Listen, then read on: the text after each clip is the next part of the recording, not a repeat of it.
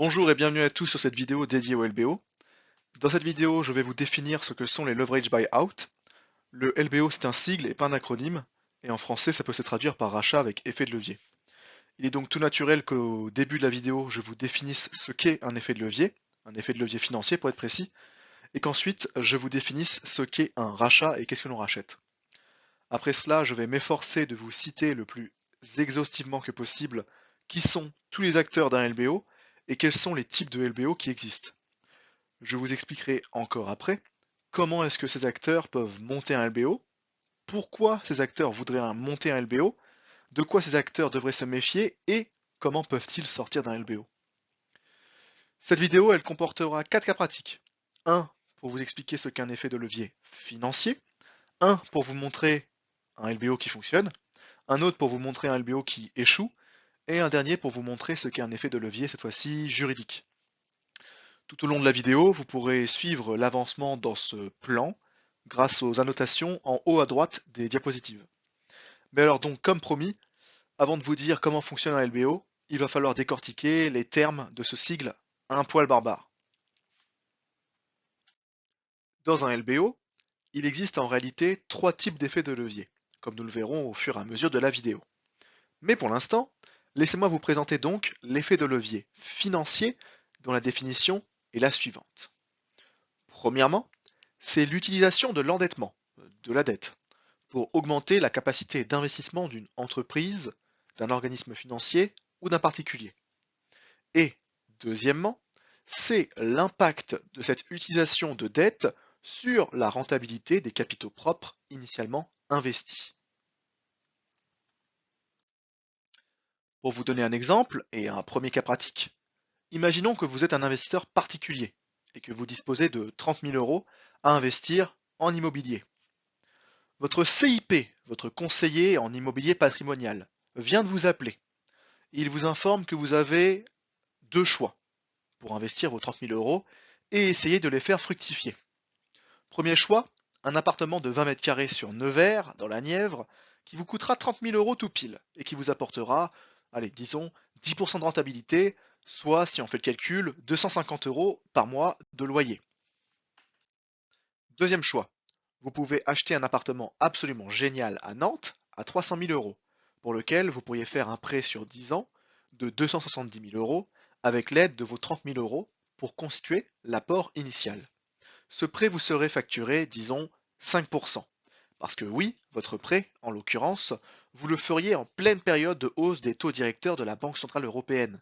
Donc, potentiellement, ça va vous coûter cher. Par-dessus le marché, votre CIP vous dit que cet appartement ne vous rapportera que 6% de rentabilité, soit 1500 euros de loyer par mois. En regardant ces deux choix, donc, vous seriez tenté de vous dire que bon, certes, Nevers n'est pas la ville la plus attractive du monde, mais les 10% de rendement, eux, eh bien, ils sont bien plus attractifs que les 6% de rendement de l'appartement à Nantes.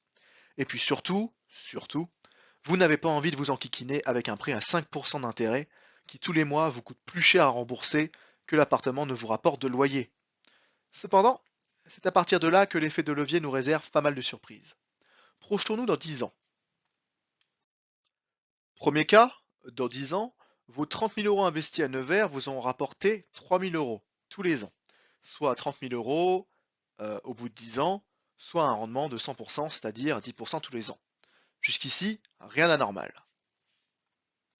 Deuxième cas, dans 10 ans, vos 30 000 euros investis à Nantes, et dans un prix immobilier évidemment, vous auront coûté 73 652 euros, comme montré dans la colonne à gauche de la diapositive.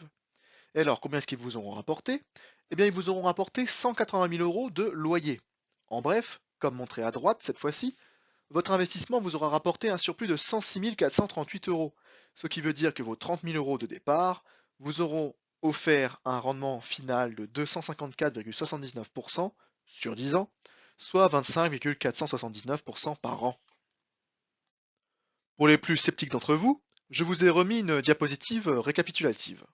Au total donc, cette deuxième opération, entre le capital emprunté et les intérêts, elle vous aura coûté 373 652 euros. Bien. Mais de l'autre côté, vous vous retrouvez propriétaire d'un bien de 300 000 euros, qui avec un peu de chance même, soyons sérieux, aura même gagné en valeur en 10 ans. et vous vous retrouvez aussi propriétaire de vos 180 000 euros de loyer. Tout ça pour un total de 480 000 euros. Et un rendement donc, comme je le disais, de 25,479% par an. Ici donc, dans cette opération, vous l'aurez compris, notre investisseur a joui d'un levier de 10. C'est-à-dire que notre investisseur, grâce à son prêt, a pu investir 10 fois plus que ce que ne lui aurait permis ses 30 000 euros de départ. Et ici, vous l'aurez aussi compris, dans cette opération, l'effet de levier, c'est-à-dire l'impact de la dette sur la rentabilité de l'opération, sur la rentabilité des capitaux propres de l'investisseur, eh bien cet effet, il est positif. En effet, il a permis à notre investisseur de booster sa rentabilité de 6% à 25,479%. Les 6% étant la rentabilité de base de l'appartement nantais si on l'avait acquis sans emprunt. En bref, grâce à l'effet de levier, notre investisseur a multiplié par 3 ses rendements. Bien, maintenant que nous avons défini ce qu'était un effet de levier dans le cadre d'un rachat avec effet de levier, il nous faut définir désormais ce qu'est le rachat et qu'est-ce que l'on rachète. Pour ce qui est du rachat donc, évidemment, nous parlons ici du rachat d'une entreprise. C'est une transaction au cours de laquelle une entité, telle qu'une société, un investisseur individuel ou un fonds de capital investissement, va acheter la totalité ou une part significative d'une autre entreprise, et ce, dans le but d'obtenir le contrôle opérationnel et financier de l'entreprise cible. On gagne le contrôle opérationnel d'une entreprise lorsque l'acheteur détient suffisamment de pouvoir décisionnel pour influencer les activités quotidiennes de l'entreprise. En général, le contrôle opérationnel est obtenu lorsque l'acheteur acquiert une participation majoritaire dans l'entreprise cible, c'est-à-dire plus de 50% du capital.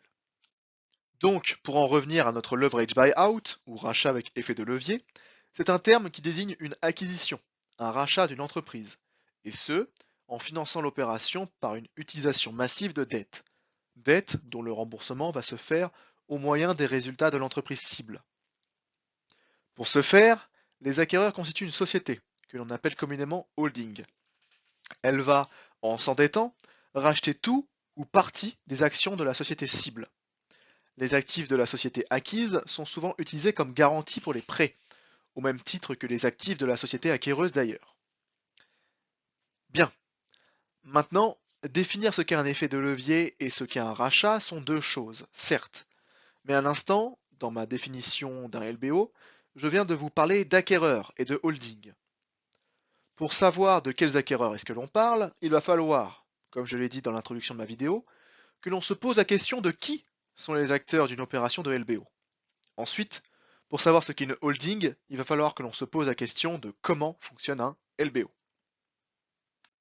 Ainsi, pour ce qui est des acteurs d'un LBO, il faut déjà relever le fait qu'il existe plusieurs types de LBO et que chaque type de LBO a ses propres acteurs. Pour commencer, nous allons parler du MBO. On parle d'un management buyout lorsque ce sont les salariés d'une entreprise qui rachètent l'entreprise, disons, à leur patron. Ils vont créer une société dite holding entre eux. Cette société holding va s'endetter pour aller racheter des parts de leur propre entreprise. Dans un MBO, donc, les acteurs qui vont apporter leurs fonds propres et qui vont aller acquérir de la dette, ce sont les salariés. Pour ce qui est ensuite d'un LBO en Management Buy-in, en MBI, c'est un terme qu'on retrouve lorsque la reprise de l'entreprise est faite par un ou plusieurs repreneurs qui sont étrangers à la société cible. Dans un MBI, donc, les acteurs principaux qui vont, petit 1, apporter leurs fonds propres, deuxièmement, ouvrir une holding, troisièmement, acquérir de la dette, et quatrièmement, prendre le contrôle opérationnel de l'entreprise, eh bien, ce sont des managers externes à l'entreprise. Ils peuvent être des particuliers, tout comme ils peuvent être des investisseurs spécialisés en private equity. Le private equity, ça consiste à investir dans le capital de sociétés non cotées, à différents stades de leur développement. Il s'oppose au public equity, qui désigne l'investissement dans des sociétés cotées en bourse comme Total ou Carrefour. L'objectif du private equity est de développer et exploiter les résultats des sociétés cibles afin d'en dégager des plus-values, par exemple au moment de la cession, quelques années plus tard. D'ailleurs, pour ceux que ça intéresse, la durée moyenne d'un LBO se situe entre 7 et 8 ans. En parlant de private equity d'ailleurs, le type de LBO préféré des fonds de capital investissement sont les OBO, et je vais vous expliquer pourquoi. Un OBO, un Owner Buyout, c'est-à-dire un rachat par le dirigeant, c'est un terme que vous retrouverez souvent lorsqu'il est question d'un propriétaire d'une société qui va vouloir rendre son patrimoine liquide. En effet, imaginons un instant un monsieur, monsieur le dirigeant. Monsieur le dirigeant possède une entreprise qui vaut 1 million. Or, cet argent, il n'est pas tangible. Disons qu'on ne peut pas acheter une baguette de pain avec une entreprise. On dit donc que l'argent est illiquide. Donc, si monsieur souhaite toucher en argent liquide, en cash, tout ou partie de la valeur de son entreprise, l'une des solutions qui se présente à lui n'est autre que l'OBO. Dans un owner buyout, monsieur le dirigeant va créer une holding. Cette holding, il va l'endetter à hauteur, disons, de 750 000 euros. Après ça, monsieur le dirigeant va ensuite vendre ses propres parts de sa propre entreprise à sa holding qu'il vient de créer.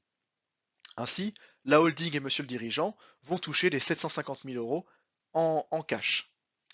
Et aussi simplement que ça, avec cette opération, les 1 million de valorisation de son entreprise qu'il possédait mais qu'il ne pouvait pas utiliser sont désormais devenus 750 000 euros de cash qu'il s'est versé à lui-même, qui sont directement dans sa poche. Et le plus intéressant, c'est qu'à partir de maintenant, c'est l'entreprise qui va travailler pour rembourser l'emprunt contracté par la holding. Bien, première remarque bien évidemment, monsieur le dirigeant a maintenant tout intérêt à ce que son entreprise continue à générer des cash flows dans le futur. Sinon, le remboursement de l'emprunt pourrait s'avérer difficile et la boîte pourrait mettre la clé sous la porte. Deuxième remarque, un OBO n'est pas toujours nécessairement réalisé par un dirigeant seul. En effet, lors de la constitution du patrimoine initial de la holding, d'autres acteurs peuvent se présenter.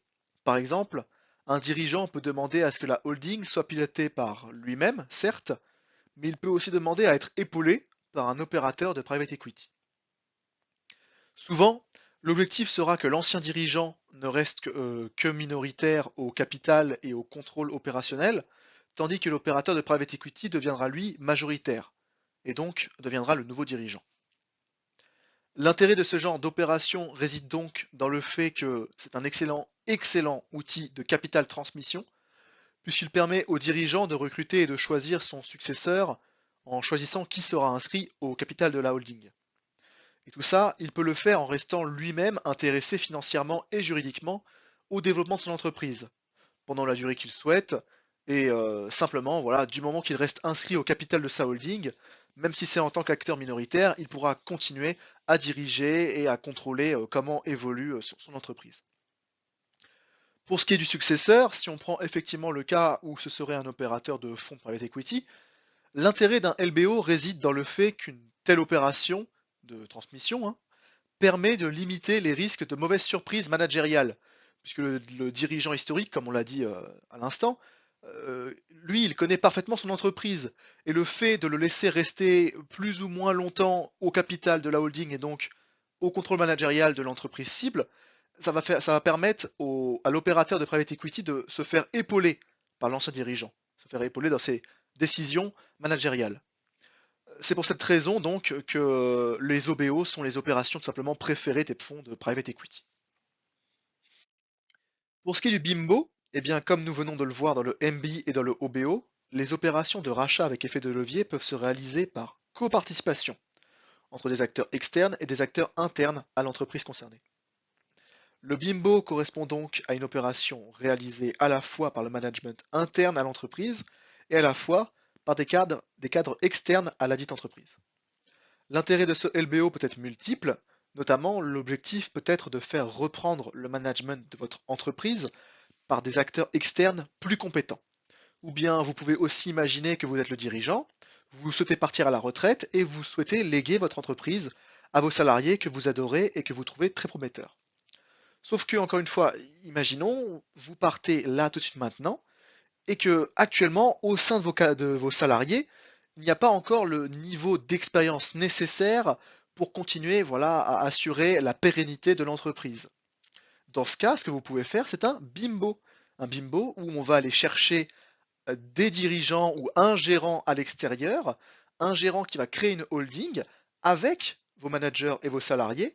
Et ainsi, dans l'exemple que je vous ai donné à l'écran, on peut imaginer que voilà, ce manager extérieur va créer une holding à 50-50 avec vos salariés.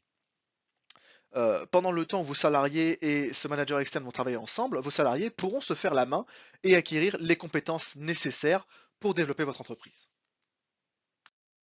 Enfin, je vais me permettre de vous citer un dernier type de LBO qui n'était pas sur le graphique pour la simple et bonne raison qu'il est souvent assimilé à un simple MBI. Ce dernier type de LBO, c'est le IBO, l'Institutional Buyout.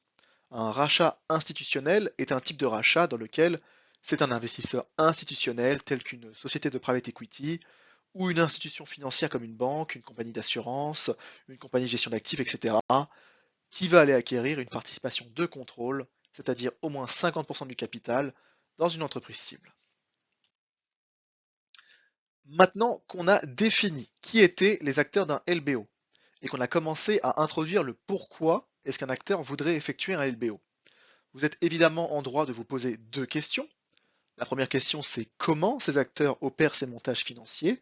Et deuxièmement, dans mes petites définitions de MBO, MBI, IBO, vous m'avez sûrement entendu parler de sociétés holding. Et donc forcément, pour aller plus loin dans notre analyse, il va falloir définir ce que sont ces sociétés.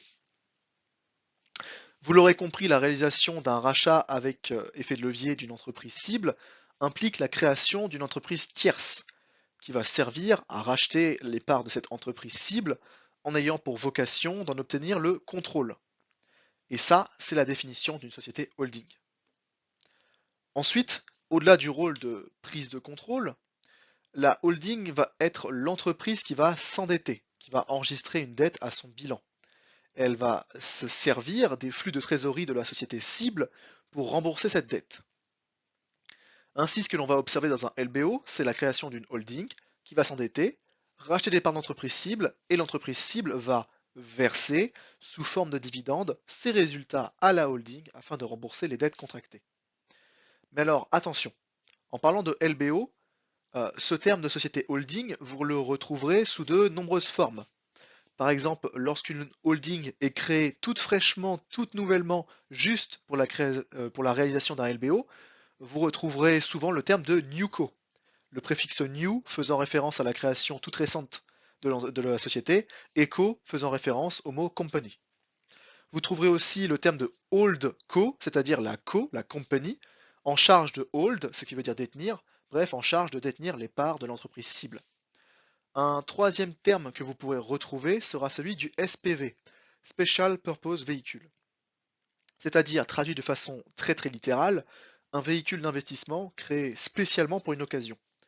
En l'occurrence, dans un LBO, l'occasion, c'est que le SPV sera la holding qui a été créée très spécialement pour s'endetter de racheter l'entreprise cible. La holding peut être déclarée comme une SA, une société anonyme, une SAS, une société par action simplifiée, ou bien encore une SASU, une société par action simplifiée unipersonnelle.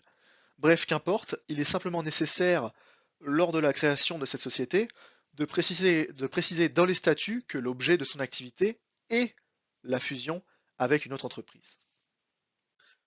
Bien, toujours dans le même but de répondre à la question mais comment on fait un LBO, il est maintenant nécessaire de se poser la question mais comment est-ce qu'on finance tout ça? Avec quelle dette? En effet, depuis tout à l'heure, en parlant de bilan, de holding, de manager, je m'adresse surtout aux professionnels de corporate finance. Mais nos collègues d'asset management et de risk management ne manqueront pas de me faire remarquer que nous n'avons pas encore parlé du type de dette qui est employé dans un LBO. Première chose à savoir quand on veut parler de l'endettement dans un LBO, c'est qu'en 2023, en moyenne, la part d'endettement dans une opération de LBO est de 70% pour 30% de fonds propres donc. La deuxième chose à savoir, c'est que pour que les banques acceptent de prêter de telles sommes, avec des ratios de dette sur fonds propres aussi élevés, comme on l'a dit précédemment, ce qui se passe généralement, c'est que les actifs de la société acquise sont utilisés comme garantie pour les prêts, au même titre que les actifs de la société acquéreuse d'ailleurs. Et troisièmement, ce qu'il faut aussi savoir, c'est que même en prenant les actifs de la société cible comme garantie, les banques n'acceptent pas toujours de prêter l'intégralité des sommes demandées aux acteurs des LBO. C'est pourquoi les acteurs sont obligés d'aller chercher d'autres types de dettes, au-delà de la simple dette bancaire. Cette dette bancaire, elle est aussi appelée dette senior. Pour autant, même si les investisseurs ne peuvent pas tout financer par dette bancaire, Cette dette bancaire représente tout de même, en moyenne, 50% de la dette contractée par les fonds de LBO, ce qui est déjà pas mal. En bref, le premier type de dette contractée et le type de dette le plus important dans un LBO ne sera autre que la dette senior. Si elle porte ce nom, c'est parce qu'il existe une hiérarchie des différents types de dettes. La dette senior, dans un montage, c'est la bosse des dettes. C'est par définition une dette privilégiée par rapport aux autres dettes.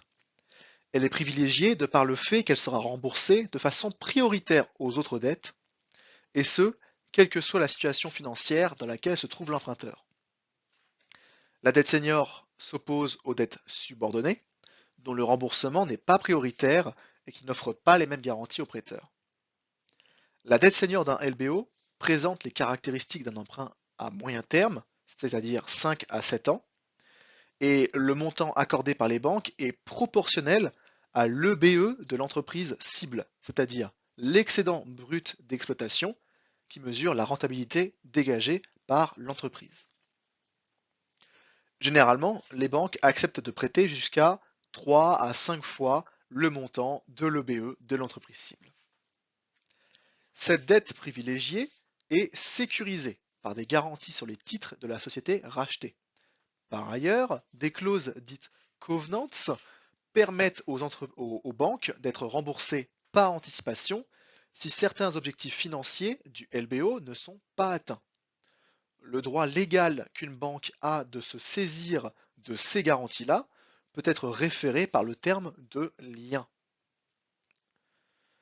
Pour les opérations mobilisant un capital important, la dette senior peut être divisée en différentes tranches. La tranche A est celle qui offre le maximum de sécurité, et donc, logiquement, le rendement le plus faible. Les autres tranches, B ou C ou même D, présentent un niveau de risque supérieur et sont donc plus rémunératrices. L'amortissement des différentes tranches peut aussi varier dans le temps. Par exemple, comme je l'ai dit, la tranche A peut être amortissable, c'est-à-dire qu'elle est remboursée régulièrement par des mensualités, des annuités, entre 5 à 7 ans. Pour ce qui est des tranches B, C ou D, généralement, leur durée dépasse les 7 ans. Et généralement aussi, elles sont remboursées in fine. De par le fait qu'elles sont plus longues, qu'elles offrent moins de covenants et qu'elles sont remboursées in fine, ce sont donc des tranches, comme je l'ai dit, plus risquées, plus rémunératrices. Quand je dis que ces dettes, ce type de dette-là, ce type de tranche-là, peut aller au-delà des durées de 7 ans, en réalité, en pratique, le LBO, il est souvent dénoué avant l'échéance de ces tranches B, C ou D. Tout simplement, on va dire qu'il y a cession à la fin du LBO et que cela va impliquer le remboursement anticipé des dettes de tranche B, C ou D. Une fois qu'on a contracté de la dette senior, même si on a eu recours à plusieurs tranches de cette dernière, souvent en termes de montant, cela ne suffit pas. Ainsi donc, on constate que les acteurs de LBO se tournent en moyenne à hauteur de 20 à 30% de leur investissement vers de la dette subordonnée. Pour la qualifier, vous retrouverez également dans les articles financiers divers autres noms, comme par exemple le nom de junk bond ou encore le nom de dette high yield, ce qui signifie très littéralement dette à haut rendement. Contracter de la dette à haut rendement ne nécessite généralement pas de garantie ou pas de covenant comme la dette senior. La dette à haut rendement est ainsi nommée en raison de son taux d'intérêt élevé qui rémunère les investisseurs pour le risque qu'ils prennent en détenant ce type de dette. Ce type de dette est généralement nécessaire pour augmenter le niveau d'endettement au-delà de ce que les banques sont prêtes à vous fournir, et ce type de dette se rembourse généralement in fine, sans amortissement donc, et il a généralement une échéance de 8 à 10 ans. Enfin, si le LBO est vraiment énorme, les acteurs peuvent avoir recours à de la dette dite mezzanine. La dette mezzanine se situe au dernier rang dans la hiérarchie des dettes d'une entreprise, et elle est souvent financée par des investisseurs privés ou des fonds spéculatifs. La dette mezzanine prend souvent la forme d'une dette à haut rendement assortie de bons de souscription, c'est-à-dire des options d'achat d'actions à un prix déterminé, et ce, afin d'augmenter les rendements des investisseurs particuliers ou des fonds spéculatifs, comme je vous ai dit, à des niveaux acceptables en fonction du risque. Par exemple, une dette subordonnée ordinaire peut avoir un taux d'intérêt de 10%, alors qu'un investisseur de fonds spéculatifs s'attend à un TRI, un taux de rendement interne, de l'ordre de 18 à 25%. Pour combler cet écart et attirer donc l'investisseur du fonds spéculatif, l'emprunteur, la holding, peut attacher des bons de souscription à l'émission de la dette subordonnée. Les bons de souscription augmentent le rendement de l'investisseur au-delà de ce qu'il peut obtenir avec les seuls paiements d'intérêt, et ce grâce à l'appréciation de la valeur des capitaux propres de l'emprunteur. En bref, la dette mezzanine est une dette subordonnée à la dette subordonnée elle-même, et elle est souvent accompagnée de bons de souscription pour compenser et pour attirer les investisseurs. Maintenant qu'on sait à qui s'adresser pour lever de la dette et quel type de dette est-ce qu'il faut que l'on lève pour mener à bien notre projet, il faut qu'on se demande quel type d'entreprise on va racheter. Pour répondre à cette question, on va étudier deux micro-cas pratiques, cas pratiques dans lesquels on va étudier voilà, un fonds de private equity qui approche deux entreprises et qui va proposer un LBO à chacune d'entre elles. Dans le premier cas, le LBO va être mené à bien. Dans le second cas, le LBO vraiment va beaucoup abîmer l'entreprise. Ces petits cas pratiques vont évidemment nous servir à nous souvenir que savoir lever de la dette, savoir lever du financement, c'est quelque chose, mais il faut continuer voilà, à réfléchir dans quoi est-ce que l'on souhaite investir. Donc, premier cas pratique. On va imaginer que vous êtes un représentant d'un fonds de private equity, que vous approchez une entreprise A, et c'est une entreprise qui n'est pas endettée. Elle a un capital de 200 et une dette de 0, donc ses actifs sont de 200. Ces actifs permettent d'avoir un chiffre d'affaires de 400. Sur ces 400 de vente, elle fait une marge de 20, c'est-à-dire 5%. C'est bien, mais voilà, c'est pas terrible. Sur ces 20, on paye des impôts, donc on se retrouve avec un net de 13, dont elle investit 10, et donc elle fait un flux de 3. En bref, c'est une bonne société, c'est une société voilà, pépère, qui ne croît pas très vite, qui n'est pas très rentable, elle fait un petit flux, voilà, ça reste tout de même une bonne société. Donc cette société, en tant que représentant du fonds de private equity, vous allez l'approcher avec une offre alléchante. C'est-à-dire que vous allez l'approcher en lui proposant de créer une holding B, avec epsilon de fonds propres, c'est-à-dire un tout petit peu de fonds propres, et 174 de dettes, c'est-à-dire beaucoup de dettes. Alors pourquoi 174 de dettes? Parce que comme je vous l'ai dit, il faudra que votre offre soit alléchante. Actuellement, votre entreprise, elle a un bénéfice net de 13, elle a un price earning ratio de 10. Pour rappel, le price earning ratio, c'est un indicateur qui compare le prix d'une action d'une entreprise à ses bénéfices nets annuels. Bref, lorsque l'on multiplie le bénéfice net et le PE ratio, on obtient grossièrement la valeur de l'entreprise, que vous avez estimée à 130. Et donc, en échange du contrôle de l'entreprise, en échange de ces 130, vous leur offrez, voilà, tout de suite maintenant, 174 de dette. Vu que l'offre, elle est alléchante, vu que voilà, vous leur payez un petit peu plus que la valeur de l'entreprise va accepter. À partir de là, qu'est-ce qui se passe? Ce qui se passe, c'est que la société B va prendre le contrôle et va instaurer une nouvelle gestion de la société A, avec comme objectif de rembourser la dette contractée. Ainsi, avant le rachat, on avait la société B qui avait une marge de 5% et une croissance de 5%. Afin de rembourser les échéances de la dette, la société B va demander à la société A à ce que soient augmentées les marges et à ce que soient augmentés les prix concrètement. La société B va aussi demander à ce que soit mis à zéro la croissance. Bon, passer de 5% de croissance à 0%, ce n'est pas non plus dramatique. On ne fait que passer de peu de croissance à pas de croissance. Pareil pour les marges, en les augmentant, on va certes perdre quelques clients et un petit peu abîmer la boîte et son image, mais ça peut le faire. Pour continuer, on observe que le résultat qui était de 20 va monter à 40, c'est-à-dire 10% de 400. Par contre, maintenant, il est nécessaire de payer des frais financiers à cause de l'opération de LBO, à cause des intérêts de la dette, à cause des frais de dossier, etc. Donc, mon bénéfice avant impôt passe à 30. Je paye des impôts de 10, mais il me reste 20. Puis ensuite, je casse la croissance, donc pas d'investissement. Donc à ce moment-là, je génère 20 de flux. Avec les 10 qu'on a mis dans les frais financiers de notre prêt et les 20 qu'on va dédier à l'amortissement du capital de notre prêt, en gros, on va rembourser nos 170 et quelques de dettes en 8,5 années. Dans ce cas-ci, nous sommes face à un LBO qui se passe bien. Comme dit précédemment, on n'a pas sorti un sou de notre poche, ou alors on a sorti epsilon, et pas beaucoup plus. C'est la société qui a tout payé et c'est la société qui désormais nous appartient à 100%. Et tout ça au bout de 8 ans et quelques. Le seul problème, c'est que pendant 8 ans, la boîte n'a pas investi. Mais comme c'était une boîte qui croissait peu dans un milieu qui lui aussi croissait peu, on peut considérer qu'on va bien s'en sortir. Ici, le LBO est réussi et la boîte est saine et sauve.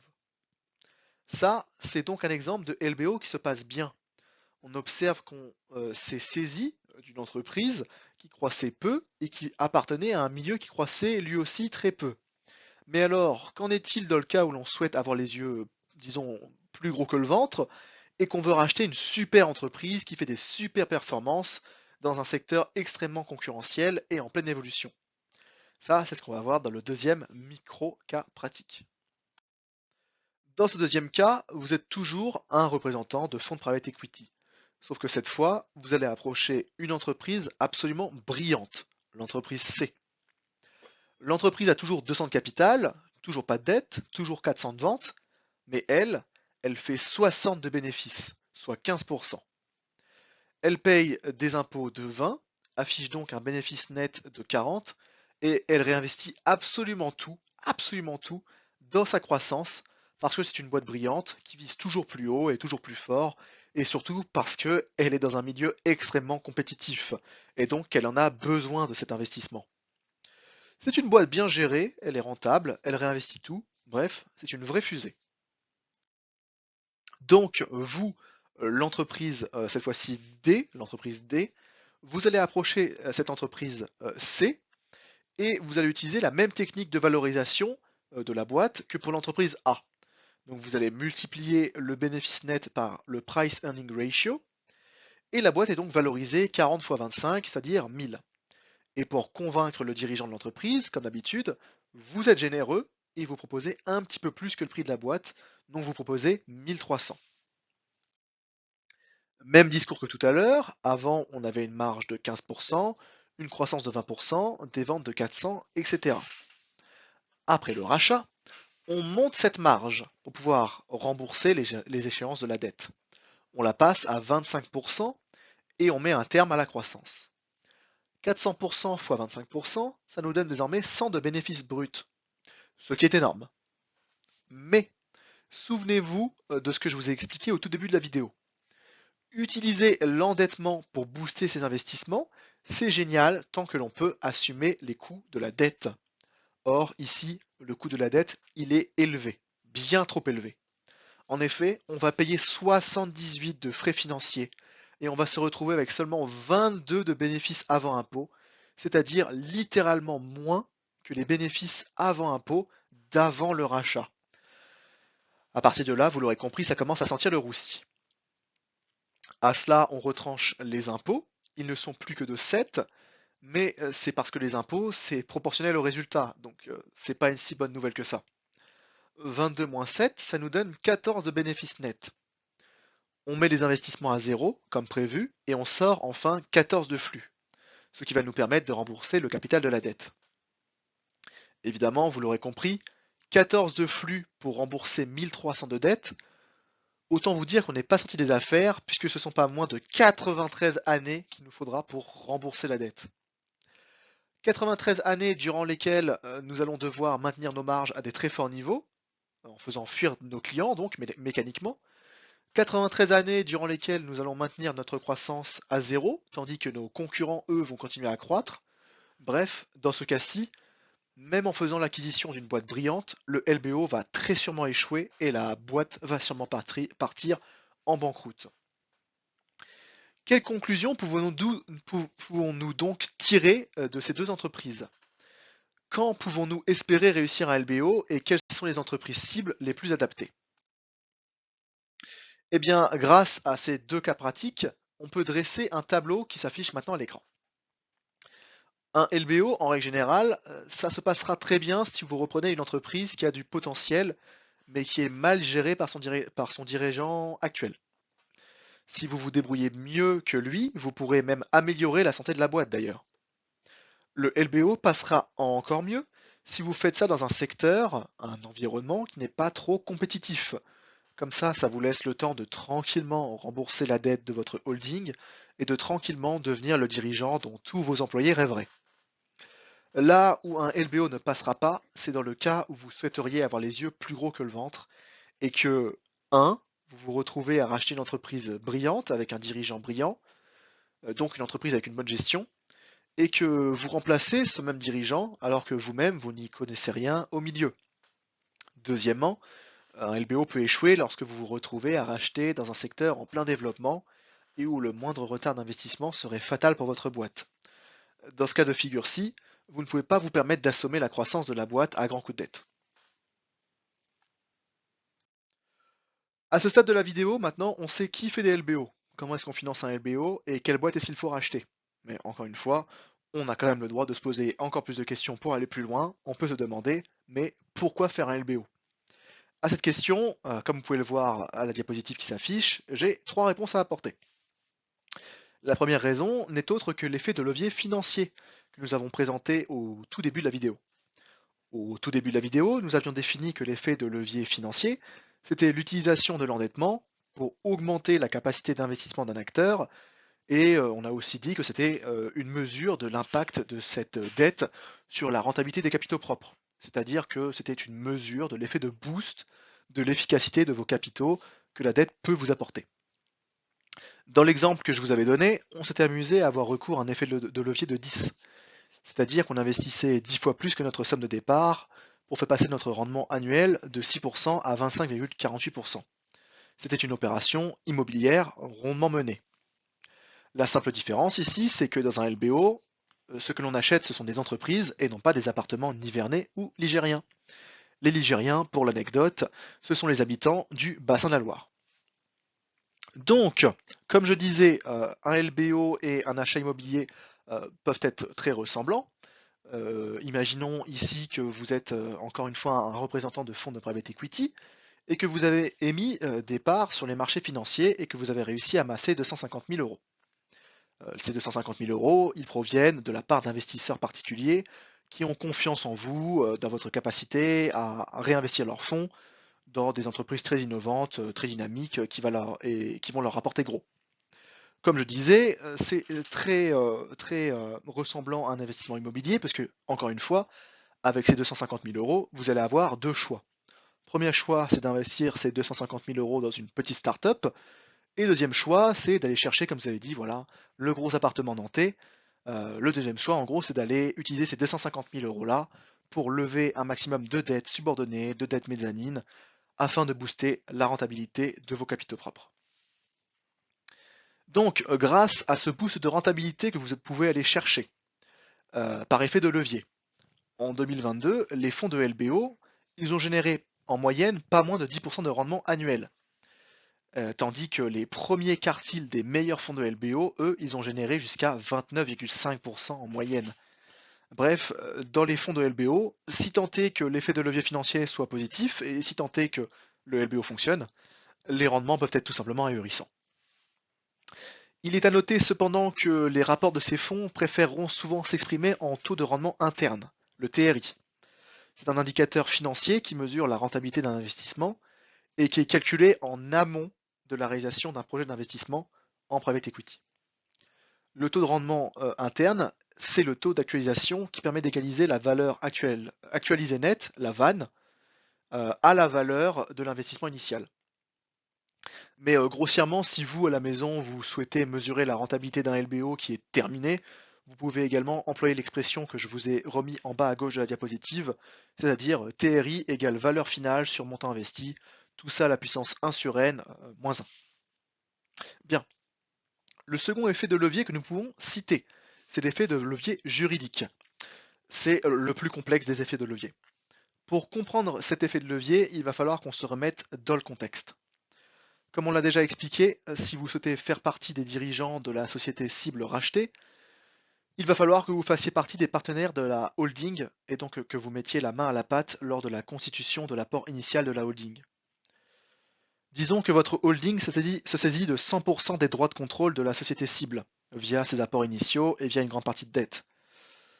En diabolisant un petit peu mes propos, si vous souhaitez posséder 50% des droits de contrôle de la société cible, il va falloir que vous ayez initialement apporté 50% de l'apport initial de la holding et que vous soyez donc à 50% propriétaire de celle-ci. Et tout ça donc dans l'objectif d'être propriétaire à la fin de 50% des droits de contrôle de l'entreprise que la holding va racheter. Par définition donc, l'effet de levier juridique est un effet qui consiste en une prise de contrôle de la société cible sans en détenir la majorité des titres. En effet, en détenant 50% des titres de la holding, comme je vous ai dit, détenir les titres de la holding, c'est pas compliqué parce que une holding c'est composé de très peu d'apports initial. Vous allez pouvoir posséder 50% du contrôle opérationnel d'une grosse entreprise. C'est-à-dire que 50% d'un petit apport dans une holding peut vous permettre de posséder 50% du contrôle opérationnel d'une très grosse entreprise. C'est ça l'effet de levier juridique. Pour ceux d'entre vous qui ne sont pas encore convaincus par la toute-puissance de cet effet de levier, je vais me permettre d'en rajouter encore une couche. Comme je l'ai dit précédemment, une holding peut être une SASU, une SA ou bien encore une SAS. Les spécialistes de corporate finance en voient sûrement déjà où je veux en venir, mais voilà. Imaginons que vous êtes représentant d'un fonds de LBO. Vous avez réussi à monter un plan de financement de A à Z, à partir duquel vous avez calculé que, in fine, vous finirez acquéreur de tout juste 51% du capital de l'entreprise cible. En suivant votre plan, vous deviendrez investisseur majoritaire, ce qui est votre objectif évidemment. Pour autant, vous ne posséderez tout de même pas l'intégralité des pouvoirs décisionnels, et ça ne vous plaît pas. Dans ce cas, le meilleur conseil que je puisse vous donner, ça serait d'ouvrir votre holding en tant que SAS. En faisant cela, vous avez désormais accès à un droit, le droit de vote double. Normalement, quand un actionnaire possède une action d'une entreprise, cela le rend éligible à des versements de dividendes, évidemment. Mais également, ça le rend éligible à un droit de vote en faveur ou contre d'ailleurs, certaines résolutions qui seraient proposées lors de l'Assemblée générale des actionnaires. Ce droit de vote est aussi référé en tant que voix. En temps normal, on parle de une action, une voix. Mais, dans le cas où il vous serait octroyé un droit de vote double, les choses changent. Et pour vous montrer comment est-ce qu'elles changent, laissez-moi donc vous faire, une fois de plus, un petit cas pratique. Imaginons donc une société qui dispose d'un capital de 100 millions d'euros, qui est réparti en 10 millions d'actions. Sur ces 10 millions d'actions, 3 millions sont détenus par 3 actionnaires à raison d'1 million chacun. Ces 3 actionnaires disposent d'un droit de vote double, leurs titres étant détenus depuis plus de 2 ans et étant conservés au nominatif par l'entreprise. Conserver ces titres pendant plus de 2 ans et les faire conserver au nominatif, ce sont juste les deux conditions pour détenir des droits de vote double. Les droits de vote de l'Assemblée générale se calculent alors de la façon suivante. Pour ce qui est des droits de vote ordinaires, des actionnaires ordinaires, comme vous et moi, on dit qu'il y a une action, une voix. Sur les 10 millions d'actions et 10 millions de droits de vote qui y sont associés, les actionnaires avec leurs droits ordinaires représentent donc 7 millions de votes. Bien. Pour ce qui est des droits de vote double maintenant, les 3 actionnaires cités disposent ensemble des 3 millions d'actions. Mais chaque action compte double en termes de droits de vote. Donc à eux 3, ces 3 investisseurs, à raison de 2 millions de droits de vote chacun, ils possèdent 6 millions de droits de vote. Ensuite, là, c'est pas très compliqué, on a juste à faire le total des droits de vote des gens normaux et de nos 3 super actionnaires. Vous faites 7 millions de droits de vote plus les 6 millions que je viens de vous calculer, ça fait 13 millions de droits de vote au total en circulation lors des assemblées générales de l'entreprise. Bon. Tout ceci pour dire que, grâce au droit de vote double, les 3 actionnaires de référence, qui possédaient, je le rappelle, 30% des actions de l'entreprise, c'est-à-dire 3 millions sur les 10 millions, ils vont se retrouver à posséder ensemble pas moins de 46,5% des droits de vote, soit 6 millions de droits de vote sur les 13 millions qu'on vient d'énumérer. Je répète, en possédant 30% des actions de l'entreprise cible et en étant éligible au droit de vote double, ces trois actionnaires possèdent 46,5% des droits de vote. 30% des actions de l'entreprise, 46,5% des droits de vote. Pas mal, non? Alors effectivement, c'est pas mal, mais on peut faire encore mieux. Imaginons, si vous êtes suffisamment déterminé, que vous pouvez vous amuser à créer une succession de holdings avec un montage dit en cascade de holding. Dans ce montage, vous allez commencer par créer une toute petite société holding, la société holding H1.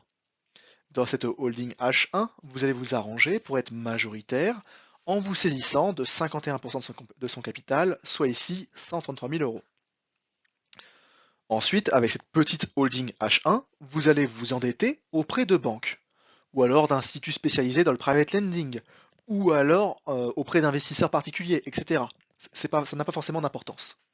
Tout cela, c'est dans le but d'aller chercher une participation majoritaire dans une société holding H2, dont la valorisation est légèrement supérieure à celle de la holding H1.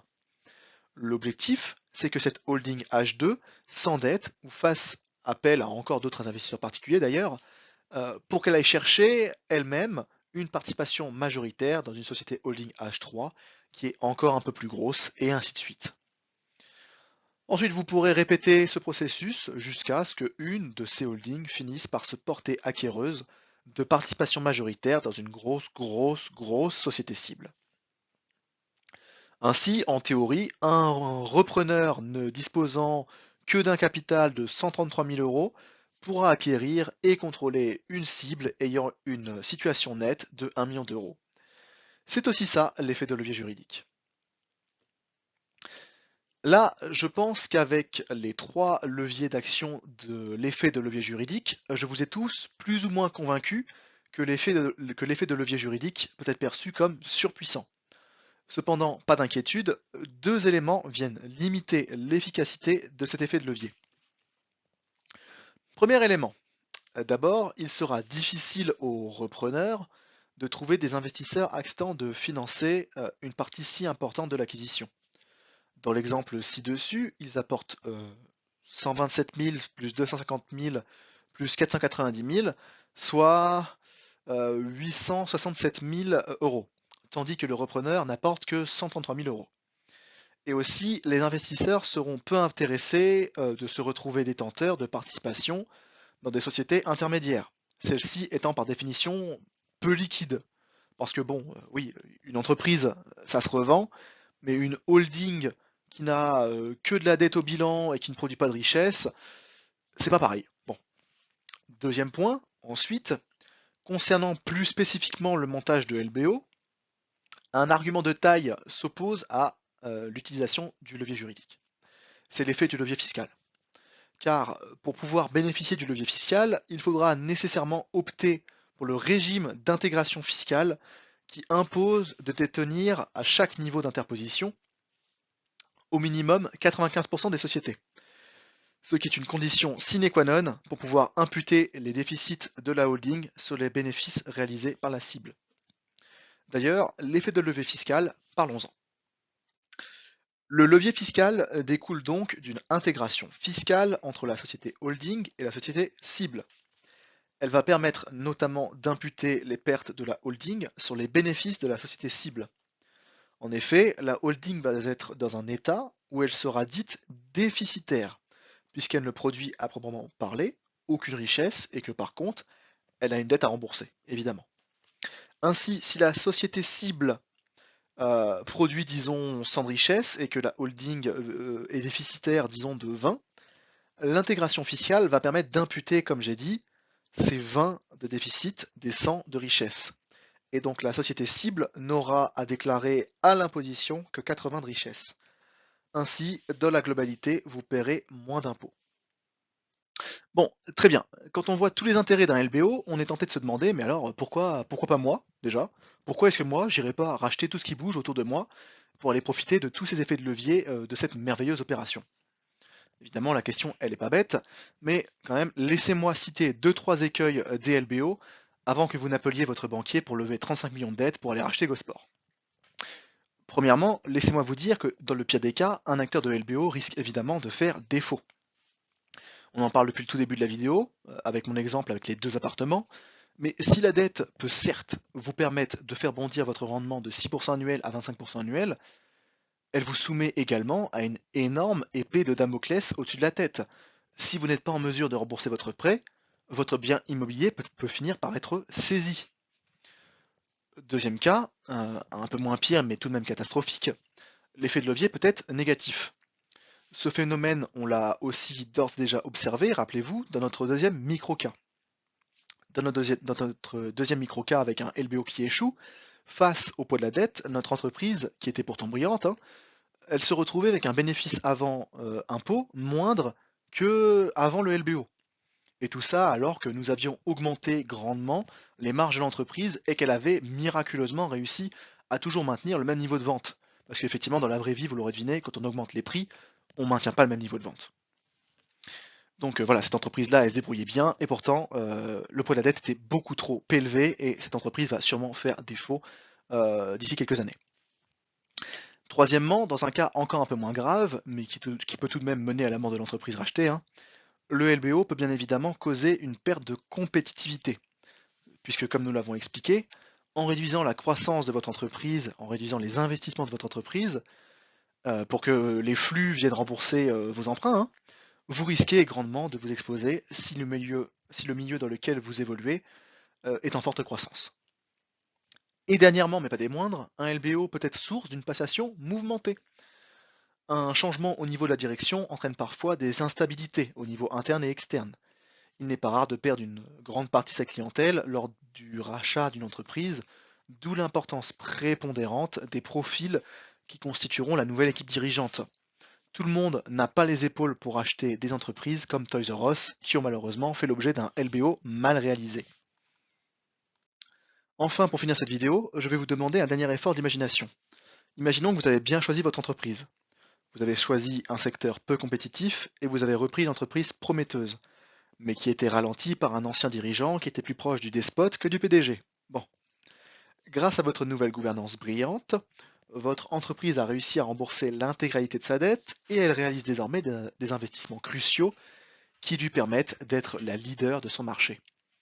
En bref, de 1, elle n'a plus besoin de vous, et de 2, elle a grandement gagné en valeur.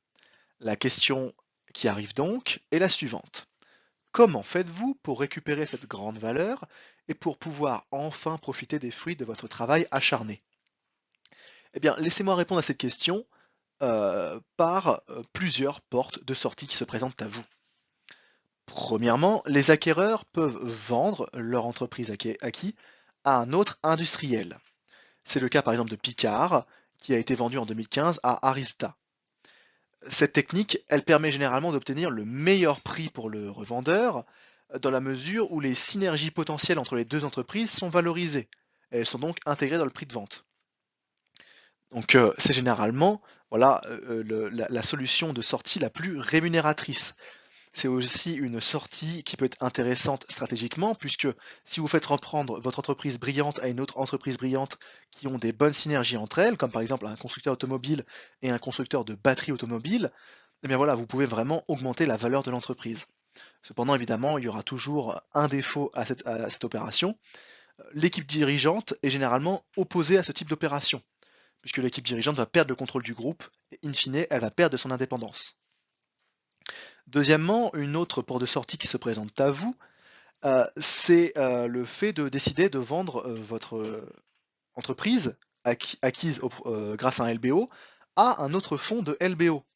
C'est le cas de SIACI en 2015 qui est vendu par la compagnie de Rothschild à Ardian. Dans ce cas de figure, on parle de LBO secondaire, tertiaire et quaternaire. Un LBO secondaire consiste à faire appel à d'autres actionnaires que ceux d'origine pour réaliser une nouvelle opération de LBO. Si cette opération se renouvelle une troisième fois, on évoque alors un LBO, comme je l'ai dit, tertiaire.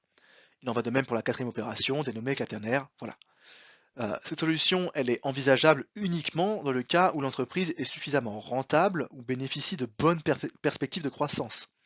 Le premier LBO ayant normalement permis d'assainir les finances, le LBO secondaire doit offrir des conditions encore plus avantageuses aux nouveaux investisseurs. Lors de ce nouveau LBO, le montant de l'ancienne dette senior est refinancé. Troisièmement, les acquéreurs peuvent décider de faire entrer la société en bourse. C'est le cas de Elior qui s'est introduit en 2014 à la faveur de la sortie du fonds Charterhouse. Une sortie sur le marché boursier réglementé est également une voie logique pour une société rentable qui a de bonnes perspectives de croissance. Elle permet à un investisseur de private equity de réaliser son rendement et à l'entreprise de continuer à financer sa croissance grâce au marché boursier, évidemment. Cette opération n'est cependant réalisable que lorsque les conditions de marché sont bonnes, afin de permettre une valorisation de la société optimale, évidemment. Par ailleurs, une entrée en bourse entraîne de nombreuses contraintes, comme par exemple évidemment des tailles minimum requises ou une communication des informations financières régulières aux nouveaux investisseurs sur les marchés boursiers cotés. Dans les circonstances où les choses ne se passent pas comme prévu, par contre, les issues peuvent être moins séduisantes que les trois que je viens de vous citer. On peut notamment citer deux sorties, voilà, comme je vous ai dit, moins séduisantes. La première sortie, ça serait la prise de contrôle par les créanciers. En vue d'éviter la faillite, les créanciers font un échange de dettes contre fonds propres, on appelle ça un debt equity swap, et ils vont devenir majoritaires avec les financiers, voilà, vous qui avez monté l'opération, vous allez devenir minoritaire. Et ce, parce que les créanciers jugent que la société opérationnelle dispose d'un business model sain, mais voilà, que sa dette est excessive, ou alors que le business model n'est pas sain et que tout est à revoir. C'est le cas de sociétés comme la SOR, Vivarte ou Solocal. Et enfin, la dernière issue de sortie, si on peut appeler ça une issue, c'est la faillite. C'est si les dividendes de la société rachetée sont insuffisantes pour rembourser le prêt de la holding. Et voilà, la holding et l'entreprise vont aller à la faillite. C'est la pire des issues, c'est le cas de Toys R Us. Et voilà, merci d'avoir regardé cette vidéo. Je vous donne rendez-vous très bientôt pour d'autres sujets. N'hésitez pas à commenter, je sais que c'est un sujet assez dense, comme en témoigne la durée de cette vidéo, et la durée de ce tournage aussi, évidemment. Euh, donc si je peux vous aider à éclaircir quelques zones d'ombre qui seraient encore présentes, voilà, n'hésitez pas. Très bonne journée à vous, au revoir.